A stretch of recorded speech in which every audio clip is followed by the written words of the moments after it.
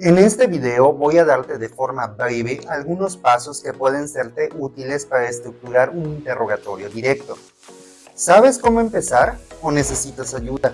Es muy fácil que nos pase lo siguiente: tener las entrevistas de los testigos que vamos a ofrecer a la mano y no saber ni por dónde empezar.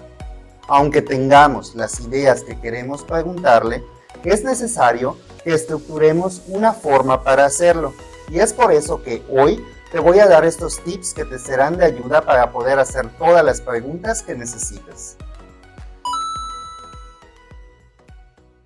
Estos consejos son sugerencias que pueden ser de gran ayuda para lograr un interrogatorio correcto. Es una guía rápida y sencilla para poder encaminarte a preguntar al testigo lo que el producto de tu teoría del caso necesita. Y antes que cualquier cosa, es necesario que recuerdes que la coherencia en el orden de las preguntas que vas a hacer es vital para hacer que el juez entienda lo que quieres probar. Esto es casi como servir una cena de 3 tiempos. Todo debe tener un orden y un momento para poder ser apreciado, o en el ejemplo, degustado apropiadamente. Si no, podríamos terminar revolviendo el estómago. El punto de inicio es la coherencia. Recordemos que el desahogo probatorio es el momento en donde estamos jugando completamente en serio.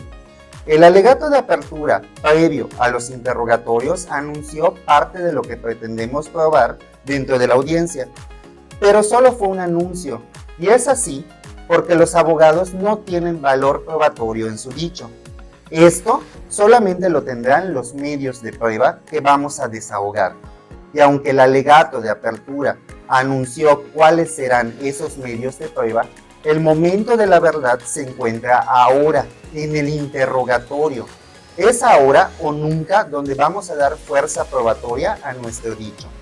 Y no podemos perder esa oportunidad guiando la historia en saltos de trama inentendibles y de preguntas aisladas que tocan puntos diferentes que no nos van llevando a ningún lado. Todo es una estructura. Para ello, vamos a pensar con la lógica jurídica, siendo más específico en el razonamiento deductivo, el cual es aquel que va de lo general a lo particular.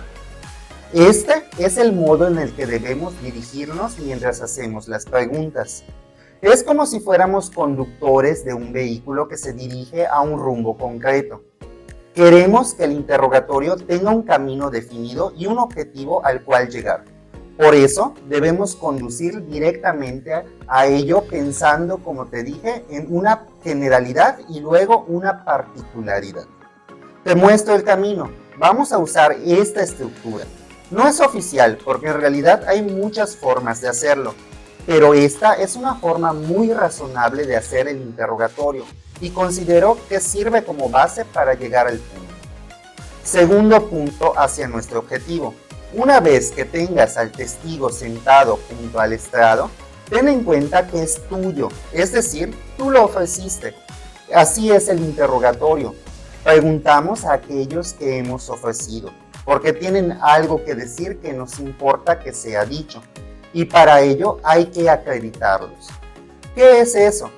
Las primeras preguntas que vamos a hacer las podremos llamar de acreditación. Con ellas tenemos que lograr que el juez conozca a los testigos en sus términos generales. Y ojo, acuérdate del método deductivo. La acreditación es muy buena para empezar con una generalidad, porque podemos preguntarle su nombre, su edad, a qué se dedica, qué relación tiene con la víctima o el inculpado, cuánto lleva de conocerle, etc. Todo esto sirve para darle contexto al testigo y que se entienda qué hace ahí, por qué vale la pena que sea escuchado, y también estamos dándole créditos de confiabilidad. Es decir, con preguntas como por ejemplo, ¿cuántos años lleva viviendo en la calle donde ocurrió el hecho? No solamente lo seguimos presentando para darle contexto, sino que además estamos indicando que es una persona que de acuerdo a lo que vamos a preguntar sabe. No es cualquiera, es quien tiene la respuesta y vino a dárnosla. El tercer punto a nuestro camino sería pasar a preguntas un poco más precisas, es decir, no tan generales que sirvan como presentación o de contexto, pero sí un poco más precisas, aunque manteniendo cierto grado de generalidad. Es decir, un poco más de fondo, porque todavía tenemos que ubicar el escenario. Para ello, podemos empezar a dirigirnos a donde nos interesa con preguntas que introduzcan esa trama. Por ejemplo, ¿dónde se encontraba cuando ocurrió el hecho? ¿Cuántas personas estaban con usted? ¿Nos puede decir la hora del día? ¿Puede decir la fecha? ¿Qué nos puede contar en relación a ese momento? Si nos damos cuenta, nos estamos ubicando en el lugar y el tiempo. Cuarto punto. Ahora, ubicado el momento y lugar, podemos hacer las preguntas de desarrollo, y son todas aquellas que tienen que ver directamente con el fondo del asunto, y con ella podremos meternos directamente a la trama de la historia. Ejemplo. Usted nos acaba de contar que entre las personas que vio se encontraba el inculpado. ¿Cómo lo reconoce? También nos dijo que vio a la víctima. ¿Qué vestía en ese momento? ¿Puede describirnos la interacción que tuvo la víctima y el inculpado en el momento del hecho? ¿Qué más vio? ¿Los escuchó? Escriba lo que recuerda. Somos la guía de la historia y nosotros controlamos hasta dónde el testigo va a hablar a pesar de que estemos haciendo preguntas abiertas. Todo lo estamos dirigiendo a un rumbo. Recuerden, de lo general a lo particular.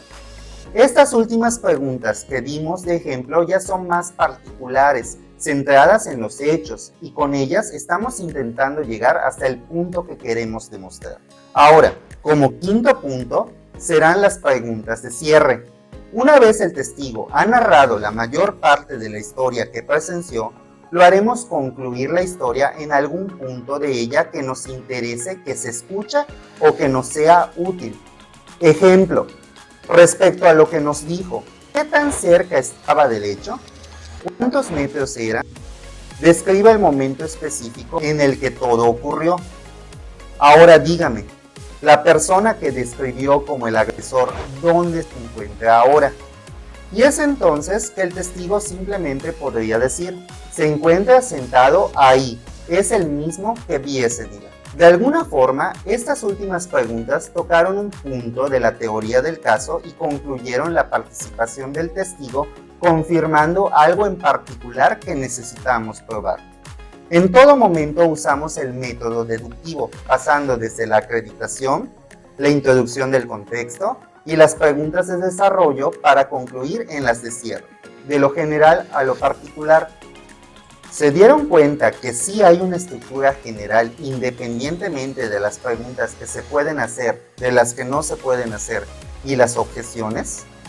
Te aclaro que esto lo podemos hacer nuevamente dentro del mismo interrogatorio si tenemos más objetivos. ¿Qué tal si no solo queremos confirmar que efectivamente el sujeto es quien realizó el acto? Tal vez haya más arcos argumentales dentro de las entrevistas que nos interese demostrar con el mismo testigo. Esto lo podemos entender como bloques temáticos, y entonces podemos ir uno por uno usando este mismo método en cada tema que necesitemos. No es complicado, solo hay que tener en mente esta estructura, y así es como conducimos desde el inicio hasta el final del interrogatorio. Estos consejos son generales, pero nos ayudan a tener una estructura sencilla y sobre todo clara, para que el juez no se pierda escuchándonos y entienda lo que queremos que el testigo transmita. Ahora, ¿sabes qué tipo de preguntas se pueden hacer? ¿Cómo las elaboramos para que no sean objetadas? Te las diré en el próximo video para que con esta estructura y las preguntas correctas puedas hacer un buen papel interrogando. Checa los videos sugeridos en la pantalla y nos vemos a la próxima.